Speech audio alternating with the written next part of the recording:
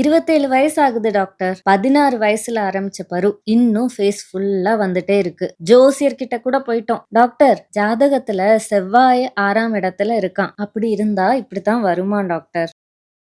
அப்படியாம்மா? ஆமா டாக்டர். செவ்வாய் ஒரு ஃபயரி பிளானட்டாம். அதனாலதான் ஹீட் பாயில்ஸ், ஆக்னி எல்லாம் எனக்கு 40 இயர்ஸ் ஆகிற வரைக்கும் இருக்குமா. ஓ, அப்போ ஏம்மா என்கிட்ட வந்தீங்க?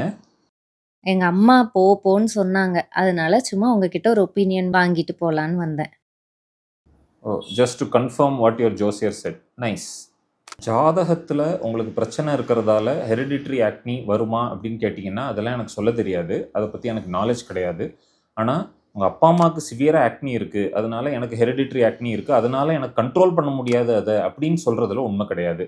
ஹெரிடிட்ரி ஆக்னினாலும் கண்டிப்பாக அதை கண்ட்ரோல் பண்ண முடியும். அது எப்படின்னு தெரிஞ்சுக்கிறதுக்கு ஹெரிடிட்ரி ஆக்னி எதனால் வருது அப்படின்னு தெரிஞ்சுக்கணும்.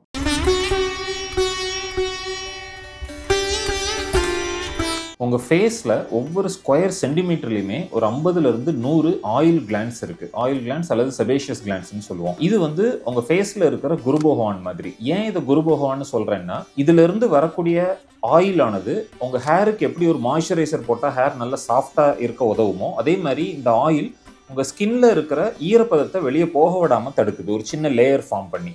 அப்புறம் இந்த ஆயிலில் இருக்கக்கூடிய ஸ்குவாலின், அப்புறம் எஸ்டர்ஸ், ஃப்ரீ ஃபேட்டி ஆசிட்ஸ், இது எல்லாமே வெளியே இருந்து பாக்டீரியா, வைரஸ், ஃபங்கை இதெல்லாம் உள்ள வரவிடாமல் தடுக்குது. அதனால தான் இதை குரு பகவான்னு சொல்கிறோம். உங்களுக்கு ஜெனட்டிக் அல்லது ஹெரிடிட்ரி ஆக்னி ரொம்ப இருக்குன்னா குரு ரொம்ப உக்கரமாக இருக்கிறாருன்னு அர்த்தம். அதாவது உங்கள் ஆயில் கிளான்ஸ் ரொம்ப ஓவராக செக்ரீட் பண்ணுதுன்னு அர்த்தம்.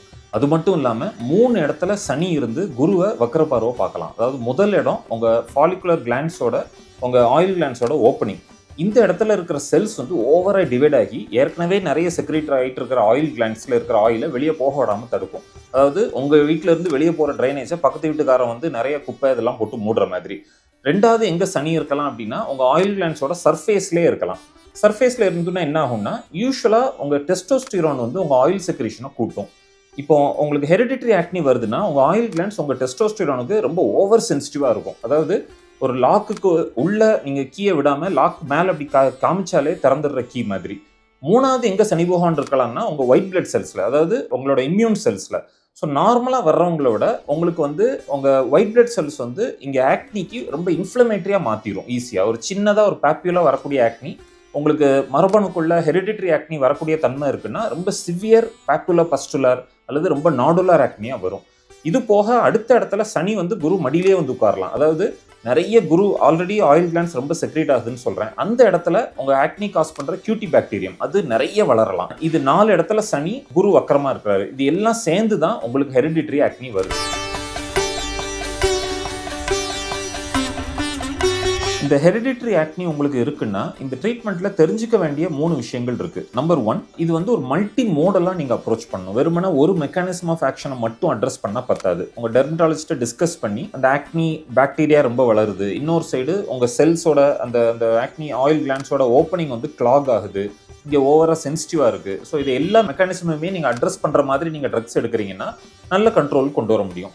நம்பர் 2, நீங்கள் தெரிஞ்சுக்க வேண்டியது ஆக்னிக்குள்ள ஜென்ரல் ப்ரிகாஷன்ஸ். அது ஆல்ரெடி நான் ஒரு வீடியோ போட்டிருக்கேன், கீழே லிங்க் கொடுத்துருக்கேன், அதை பார்த்துக்கோங்க. அதை கொஞ்சம் கரெக்டாக ஃபாலோ பண்ணணும். உங்கள் ஃபுட்டில் இருந்து, உங்கள் லைஃப் ஸ்டைலில் இருந்து, கையை வச்சு நோண்டாமல் இருக்கிறது, அது எல்லாமே கரெக்டாக பண்ணணும். இப்போ ரீசெண்டாக ஆக்னிக்கு ஸ்காரிங் ஜீன் ஒன்று இருக்குது அப்படின்னே கண்டுபிடிச்சிருக்கிறாங்க. உங்களுக்கு ஹெரிடிட்ரி ஆக்னி இருக்குது அப்படின்னா உங்களுக்கு ஸ்கார் ஆகிறதுக்கு டெண்டன்சியும் ஜாஸ்தி. ஸோ மிச்சவங்களோட நீங்கள் கையை வைக்கிறீங்கன்னா, நோண்டுறீங்க அப்படின்னா ஈஸியாக அது ஸ்கார் ஆயிரும்.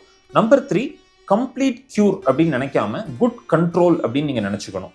இதை ஒரு நல்ல சரியானதுக்கு அப்புறமே ஒரு ஒரு உங்களுக்கு ஒரு ஏஜ் ஆற வரைக்கும், சில சமயம் மிட் 30s வரைக்கும் கூட அல்லது ஒரு ஒரு ஏர்லி 30s வரைக்கும் கூட உங்களுக்கு திருப்பி ஆக்னி வரலாம். ஸோ அந்த டைம் வரைக்குமே ஒரு மினிமல் மெயின்டெனன்ஸ், ஒரு கரெக்டான ஃபேஸ் வாஷ், சன்ஸ்க்ரீன், அப்புறம் நைட் ஒரு மைல்டான ரெட்டினாய்டு, இதெல்லாம் வந்து மினிமலாக கொஞ்சம் மெயின்டெனன்ஸ்க்கு நீங்கள் எடுத்துக்க வேண்டியிருக்கும். இதை நீங்கள் கரெக்டாக பண்ணிங்கனாலே உங்கள் ஹெரிடிட்ரி ஆக்னியை நல்ல கண்ட்ரோலுக்கு கொண்டு வர முடியும். டாக்டர், கன்சல்டேஷன், மெடிசன் எல்லாம் சேர்ந்து 2600 பில்லா?